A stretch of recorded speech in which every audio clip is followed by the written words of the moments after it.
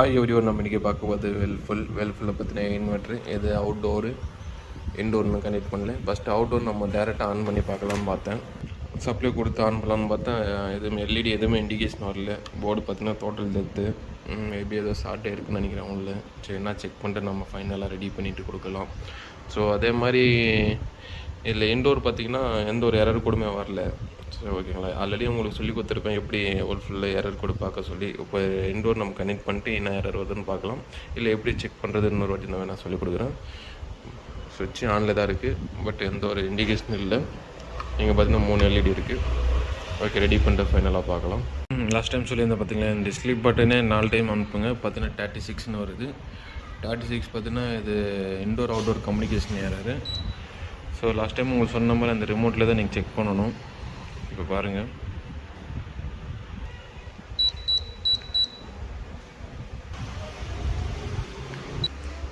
அது மாதிரி 4 டைம் வரும்போது நம்ம 36ன்னு வந்துச்சு. 36ன்னு வரும்போது எரர் கொடுது. 16 இருந்துச்சுன்னா நார்மல் டெம்பரேச்சரு. இது வந்து நார்மல் டெம்பரேச்சரு. நம்ம எரர் கோட் செக் பண்ணும்போது மட்டும் அது மாதிரி 36ன்னு வந்தது. ஓகே, இப்போ நம்ம அவுட்டோர் ஆன் பண்ணிவிட்டு கம்ப்ரஸர் வச்சு ஓடிட்டுருக்கு. ரன் பண்ணிவிட்டு கஸ்டமருக்கு கொடுத்துடலாம். ஸோ நம்ம ஐபிஎம் வந்து ஆர்டர் போட்டு வர வச்சுட்டு வந்து வெல்ஃபுல்லில் பார்த்தீங்கன்னா ஐபிஎம் போனதுனால தான் போர்டு ஸ்டார்ட் ஆகிருக்கு. சரி, அதனால நம்ம இப்போ ஐபிஎம்மும் ஆர்டர் போட்டு வாங்கியாச்சு. ஐபிஎம் பார்த்தீங்கன்னா சால்ரிங் பக்காவாக பண்ணிட்டுருக்கேன். சரி, இது பார்த்திங்கன்னா இப்போ நம்ம ரன் பண்ணும்போது சிங்கிள் ஸ்பீடு தான் எடுக்குது. சரி, நம்ம எதுவுமே கஸ்டமர் ப்ளேஸ்லேயே நம்ம ஃபிட் பண்ணிட்டு 3 ஸ்பீடு எடுக்குதுன்னு பார்க்கலாம். ஏன்னா பிஎஃப்சி செக்ஷன் ஆக்டிவேட் ஆகல. ஒரு வாட்டி சம்டைம் லோடில் இருக்கும்போது பிஎஃப்சி செக்ஷன் வந்து ஆக்டிவேட் ஆகும். ஸோ நம்ம அதுமே கஸ்டமர் ப்ளேஸ்லேயே ரன் பண்ணுறோம். கஸ்டமரில் ஃபிட் பண்ணிட்டு ரன் பண்ணிவிட்டு 3 ஸ்பீடு எடுக்குது இல்லைன்னு பார்க்கலாம்.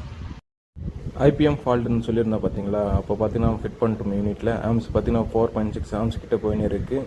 இருந்தாலும் யூனிட் பார்த்தீங்கன்னா ஆஃப் ஆகலை. நம்மக்கிட்ட பார்த்தீங்கன்னா சிங்கிள் ஸ்பீட்லேருந்து டபுள் ஸ்பீடு வந்து இன்க்ரீஸ் ஆகலை. சிங்கிள் ஸ்பீட்லேயே ஓடின்னு இருந்தது. இப்போ பார்த்தீங்கன்னா ஃபஸ்ட்டு, செகண்ட், தேர்டு ஸ்பீடு வரையும் மூவ் ஆகிடுச்சு. இப்போ பார்த்தீங்கன்னா கூலிங் கரெக்டாக தள்ளினு இருக்குது, எந்த பிரச்சனை இல்லை.